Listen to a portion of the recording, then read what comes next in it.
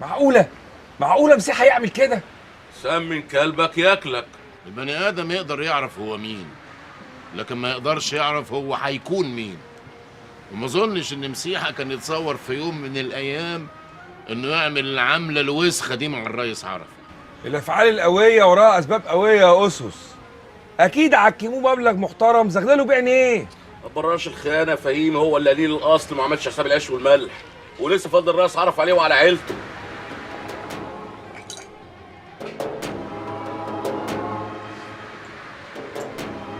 السلام عليكم.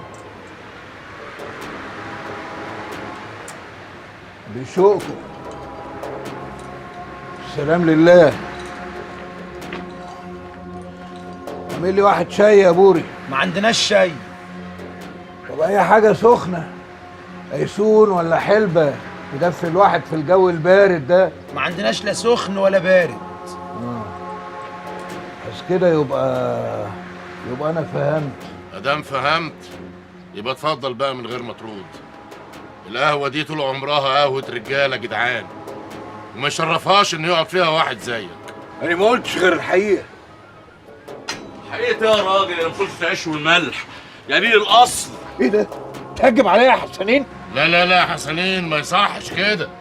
شاطرك انت بس يا معلم هوسو. اللي بيخون ضميره قبل ما يخون اي حد تاني.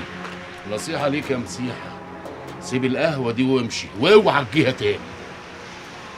منك لله يا مسيحة، ربنا ينتقم منك. قلبك حن لابوكي؟ وانا يعني كنت كرهته يا رمضان؟ انا مهما لساني يقول انا بحب ابويا. يا بنت عايزين نبص لحالنا شويه، ولا انت عاجبك اللي احنا بقينا فيه ده؟ كل واحد مننا في حته. ما وحشكيش نانا؟ على عيني يا رمضان، بس وانا يعني بايدي ايه اعمله؟ لا بايدك يا سمر، تطردي الغجريه وارجع اعيش معاكم. لا ما اقدرش يا رمضان. يا بنت ابوكي بعد شهاده مسيحه عليه خلاص القضيه لبسته وملوش مخرج منها. هي مخفيه دقه مش هتسكت وهتقلب علينا الدنيا. مطرح ما تحط راسها تحط رجليها، لو مش عاجبها دور وراها. لا يا رمضان، لا مش للدرجه دي. يبقى انت بقى اللي مش عايزاني، والاحسن كل واحد مننا يروح لحاله يا سمر. ترى ايه يا رمضان انت بتتلكك؟ يا بنت دي فرصه نملك الدار ونحط ايدينا عليها. محدش عارف بكره مخبي ايه يا سمر. موضوع زي ده ما يتاخدش قفش، محتاج ترتيب. وانا قلت نقفش وماله، نرتبه يا سمر.